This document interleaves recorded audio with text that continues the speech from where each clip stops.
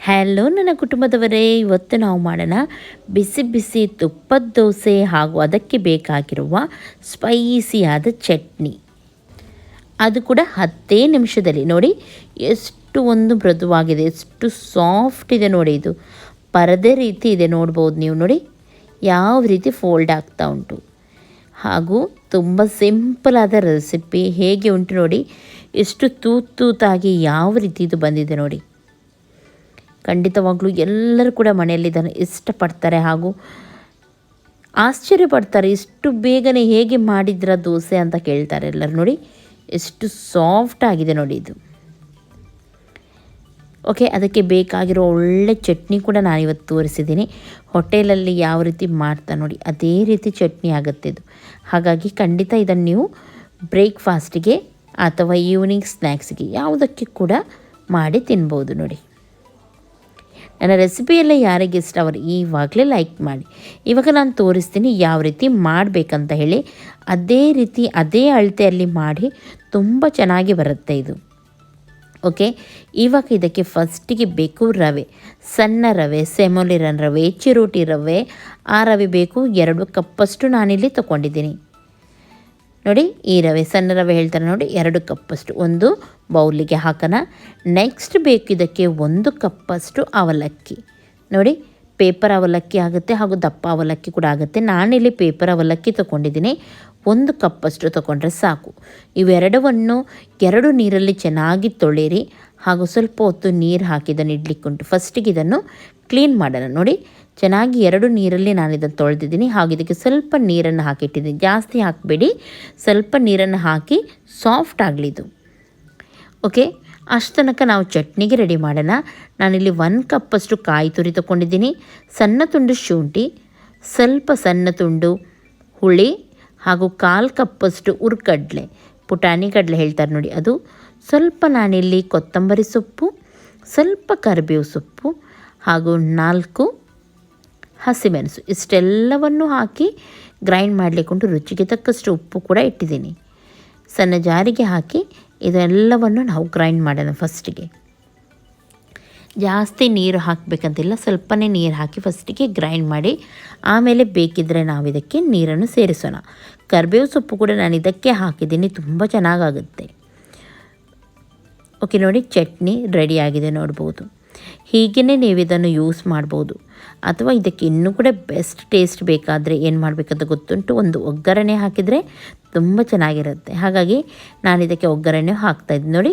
ಈ ಹದಕ್ಕೆ ನಾನು ಇಟ್ಟಿದ್ದೀನಿ. ಇದಕ್ಕಿಂತ ನೀರು ಸ್ವಲ್ಪ ಜಾಸ್ತಿ ಬೇಕಿದ್ರೂ ನೀವು ಹಾಕ್ಬೋದು. ಓಕೆ, ಒಗ್ಗರಣೆಗೆ ಫಸ್ಟಿಗೆ ತೆಂಗಿನೆಣ್ಣೆ ಹಾಕಿದ್ದೀನಿ. ಆಮೇಲೆ ಇದಕ್ಕೆ ಸಾಸಿವೆಯನ್ನು ಹಾಕ್ತಾಯಿದ್ದೀನಿ ಹಾಗೂ ನಾನು ಇದಕ್ಕೆ ಒಣಮೆಣಸು ಕೂಡ ಸೇರಿಸ್ತಾ ಇದ್ದೀನಿ.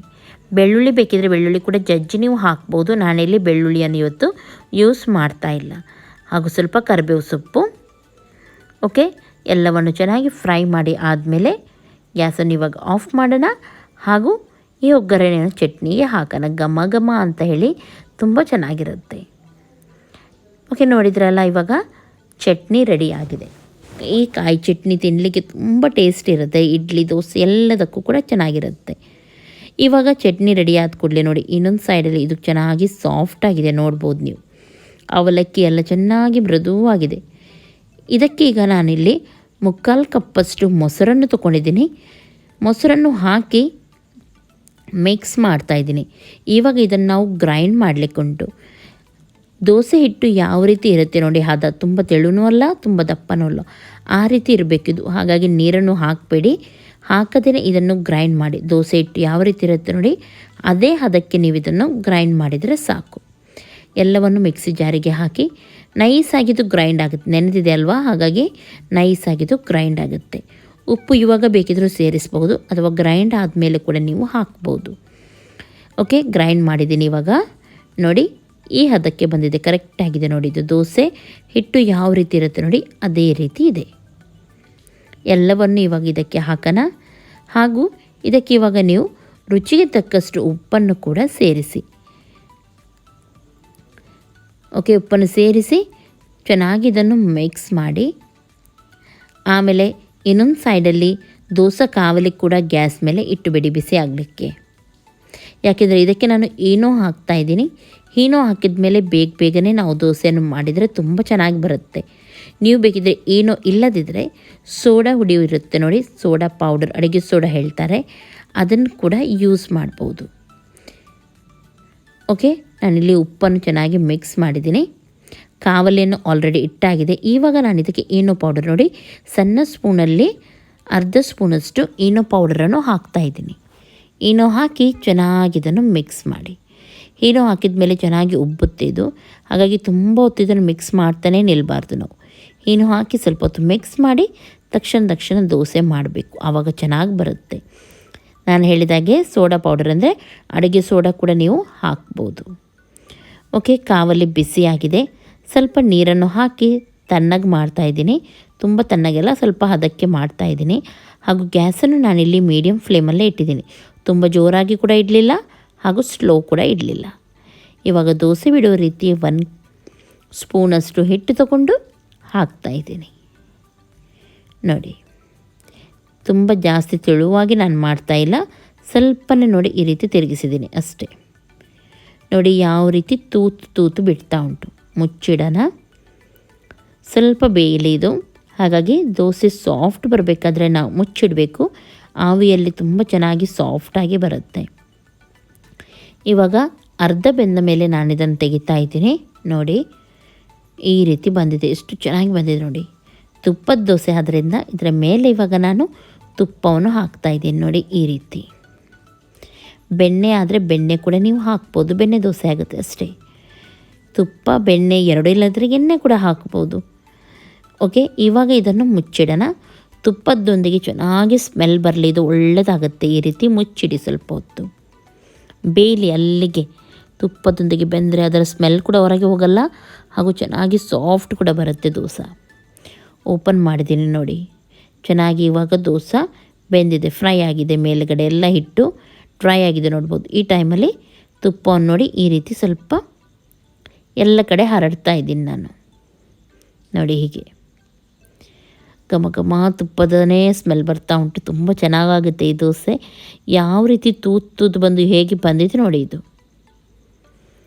ಓಕೆ, ನೋಡಿದ್ರಲ್ಲ ಎಷ್ಟೇ ಸಿಂಪಲ್ ಮಾಡಲಿಕ್ಕಿದು. ಇವಾಗ ಇದನ್ನು ತೆಗೆಯೋಣ ನೋಡಿ.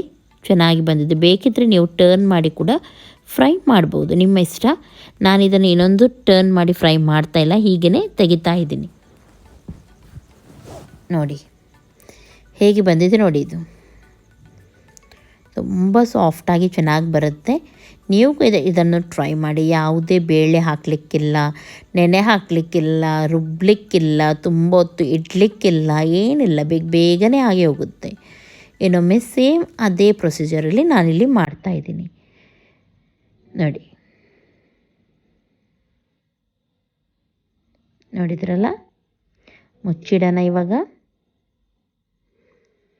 ಸ್ವಲ್ಪ ಬೆಂದ ಮೇಲೆ ಇದನ್ನು ತೆಗೆದು ಇದರ ಮೇಲೆ ನಾವು ತುಪ್ಪವನ್ನು ಹಾಕೋಣ.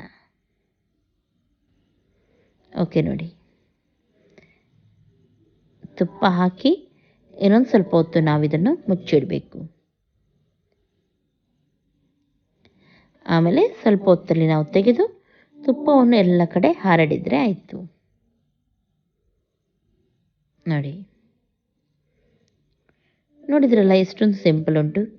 ಇದೇ ರೀತಿ ನಾವು ಎಲ್ಲವನ್ನು ಕೂಡ ಮಾಡಿದರೆ ಆಯಿತು ನೋಡಿ. ಚೆನ್ನಾಗಿದೆ ಅಲ್ವಾ ನೋಡಿ. ಎಲ್ಲ ದೋಸೆ ಕೂಡ ನಾನು ಇವಾಗ ಮಾಡಿದ್ದೀನಿ. ತುಂಬ ಚೆನ್ನಾಗಿರುತ್ತೆ. ಹಿಂದುಗಡೆ ಕೂಡ ಜಾಸ್ತಿಯಾಗಿ ಕಪ್ಪಾಗಿ ಫ್ರೈ ಆಗೋದಿಲ್ಲ, ಏನಾಗಲ್ಲ. ತುಂಬ ಸಾಫ್ಟಾಗಿ ತುಂಬ ಒಳ್ಳೆ ರೀತಿ ಬರುತ್ತೆ ಇದು. ಈ ಚಟ್ನಿಯೊಂದಿಗೆ ತುಂಬ ಚೆನ್ನಾಗಾಗುತ್ತೆ. ಯಾರಿಗೆ ದೋಸೆ ಎಲ್ಲ ಇಷ್ಟ ನೋಡಿ ಅವರು ಇವಾಗಲೇ ಇದನ್ನು ಟ್ರೈ ಮಾಡಿ ನೋಡಿ. ಫೋಲ್ಡ್ ಮಾಡಿ ತೋರಿಸ್ತಾ ಇದ್ದೀನಿ ನೋಡಿ. ಹಿಂದುಗಡೆ ಕೂಡ ಚೆನ್ನಾಗಿ ಬಂದಿದೆ. ನನ್ನ ರೆಸಿಪಿ ಯಾರಿಗೆ ಇಷ್ಟ ಅವರು ಇವಾಗಲೇ ಲೈಕ್ ಮಾಡಿ, ಫ್ರೆಂಡ್ಸ್ ಜೊತೆ ಎಲ್ಲರ ಜೊತೆ ಶೇರ್ ಮಾಡಿ. ಹಾಗೂ ನನ್ನ ಚಾನಲ್ಗೆ ಇನ್ನೂ ಕೂಡ ಯಾರು ಸಬ್ಸ್ಕ್ರೈಬ್ ಮಾಡಲಿಲ್ಲ ನೋಡಿ, ಅವರು ಸಬ್ಸ್ಕ್ರೈಬ್ ಮಾಡಿ. ಓಕೆ ನೋಡಿ, ಎಷ್ಟು ಸಾಫ್ಟಾಗಿ ಚೆನ್ನಾಗಿ ಬಂದಿದೆ ಇದು. ನಾನಂತೂ ಬಿಸಿ ಬಿಸಿ ಇರುವಾಗ ಇದನ್ನು ಎಂಜಾಯ್ ಮಾಡ್ತೀನಿ. ನೀವು ಕೂಡ ಮಾಡಿ, ಆಮೇಲೆ ನನಗೆ ಕಮೆಂಟ್ ಮಾಡಿ ಯಾವ ರೀತಿ ಆಗಿತ್ತಂತ ಹೇಳಿ. ನಾಳೆ ಸಿಗ್ತೀನಿ ಒಳ್ಳೆಯ ಒಂದು ರೆಸಿಪಿಯೊಂದಿಗೆ. ಅಷ್ಟರವರೆಗೂ ಎಲ್ಲರಿಗೂ ಟೇಕ್ ಕೇರ್, ಬಾಯ್ ಬಾಯ್.